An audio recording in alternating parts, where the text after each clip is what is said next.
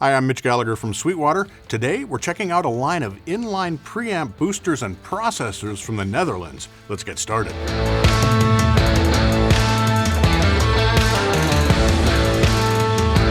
Today we're looking at a line of inline preamp boosters and preamps for microphones, instrument preamps, as well as specific processors that come from Triton Audio in the Netherlands. They're super easy to use as well because they're basically plug and play. There are no controls on the devices at all. They share some features in common besides the compact form factor, of course. They've got ultra low noise Class A FET preamps on all these devices for the best signal quality. We also have low impedance output buffers that allow you to drive long cables, and they all have very high headroom for the cleanest signal quality. And finally, where necessary, they all run on 48-volt phantom power. Now, these are inline devices, meaning that you connect them straight into, for example, your microphone, or you want to get them as close as possible to your instrument with the DIs, as we'll see a little bit later. Let's take a tour through these 9 devices and see what they can do for us. Beginning on my far left, we have the FetHead, an inline preamp booster for low output ribbon and dynamic microphones. We've got a high impedance design here, and what this does is reduce the load on the microphone so it can perform at its best. We've also got 27 dB of ultra clean gain here. Now this allows you to run your preamp at a lower gain setting, and that in turn reduces the noise floor in your preamp, giving you a cleaner overall signal. We have frequency response from 10 Hz to 100 kHz, super wide frequency response, and that's plus or minus 1 dB, so very flat frequency response as well. Finally, even though it's phantom powered, the FetHead itself does not pass phantom power onto the microphone, so it's safe to use with your delicate ribbon microphones. Next up, we have the FetHead Filter. It's also a similar circuit to the FetHead, but it adds a high-pass filter that reduces the effects of proximity effect. This means we don't get that super boomy sound when you get really close in on a dynamic or a ribbon microphone. It really controls that. The way it works is we have a high-pass filter, 6 dB per octave, up to 220 Hz, and actually you can order custom frequencies for that as well. An interesting detail is that the actual filter components are not in the signal path. They're used to control the amplifier inside the FetHead filter, so you get a very clean response while still controlling that low-frequency boominess and proximity effect. Like the FetHead, we have 27 dB of clean gain on board, and we have frequency response from 30 Hz to 100 kHz plus or minus 1 dB. And like the FetHead, it does not pass phantom power, so it's safe for delicate ribbon microphones. And one other thing about this, in addition to controlling proximity effect and reducing boominess, it also allows you to have a different flavor out of your existing microphones. It shapes that bottom end differently, so you can get a new tone out of your existing microphones as well. Next up, we have the FetHead Phantom, and it's designed for condenser microphones, so it does pass phantom power through. Phantom power powers the FetHead Phantom. That power passes through and powers your microphone. We've got 18 dB of clean gain on board and frequency response from 30 Hz to 100 kHz. The FetHead Phantom's ideal for mobile recording, maybe using a small mobile device or a small audio interface, and it also works great with camera microphones.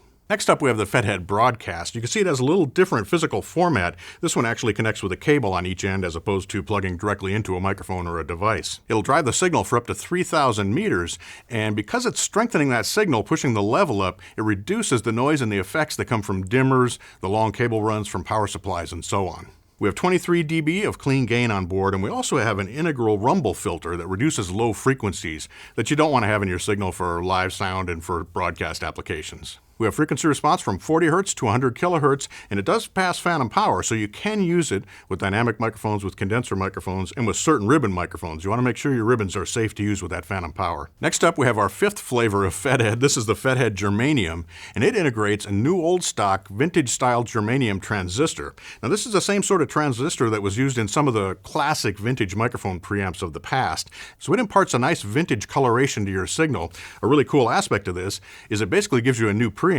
It's designed to be used with a neutral or a transparent preamp. You plug this in, you get more of a vintage voicing, so it kind of doubles everything you have in your studio right there by just connecting this. The FetHead Germanium is designed to be used with ribbon and dynamic microphones. It does not pass phantom power, so it's safe with those microphones. We have frequency response from 40 Hz to 100 kHz plus or minus 1 dB. Like the rest of the FetHeads, it has a high impedance input design, and this means there's no load on the microphone and you get optimum signal out of your mic. Next up, we have a utility processor. This is the Phantom blocker. What this does is block phantom power from getting through on your cable. It still allows signal to pass basically untouched or unaffected, but it blocks any phantom power that might get through and damage a delicate ribbon microphone. Now, a pro tip with this is you want to connect this first. So hook this up, turn on phantom power, let that transient get through, let it stabilize for a couple of seconds, then connect your microphone or other device, and the phantom power will be completely blocked. No danger to the devices you've connected. This is ideal for delicate ribbon mics, of course, but it also works with unbalanced TRS connections, certain microphone preamps, certain output designs, and more, because again, it's just blocking that phantom power and protecting the device. Third from my right, we have the AirHead. Now this is an attenuator. It drops the level of the signal by 15 dB, so you're not overloading your preamp when you're recording things like drums or loud stacks of guitars, for example. It's also great on location if you're having to record loud sounds like gunshots and those types of things. It's a passive design, meaning it doesn't require phantom power itself, but it does pass phantom power, so it does work with condenser microphones. Next up, we have two instrument-level preamps and DIs. First, we have the BigAmp, which is designed to be used with electric guitars and basses, but in fact, it can accept signal levels up to a line output from a synthesizer or other keyboard. What it does is convert an incoming quarter-inch unbalanced signal to a balanced XLR output that you can then route to another device like a microphone preamp, or run down a long cable run if you need to. It adds just 3 dB of clean gain in this case because we want to maximize the headroom for cleanest signals. And it has a very high input impedance, 1 mega ohm, and that allows it to work with electric guitar and bass pickups without loading them down.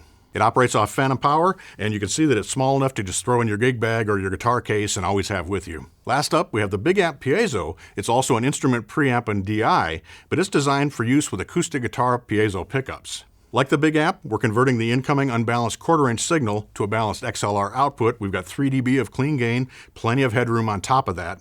And this has a 7.5 mega ohm input impedance, so it does not load the piezo at all. It lets all the liveliness and all the sparkle from that onboard preamp come through the signal. It operates off of phantom power, so it's very convenient to use with a microphone preamp, and has frequency response from 10 Hz to 100 kHz. Once again, small and compact enough to throw in your gig bag or your guitar case. One pro tip, you want to connect this as close as possible to your guitar's output so that you're minimizing the effective capacitance in the guitar cable on the piezo pickup in the guitar. I hope you've enjoyed this look at Triton Audio's line of inline processors, preamps, and DIs. These are real problem solvers that'll certainly enhance the sound of your microphones, your instruments, and your other devices. To wrap things up today, let's do a before and after using the FetHead Germanium on an SM7B Shure microphone. Thanks for joining me today. I'm Mitch Gallagher from Sweetwater.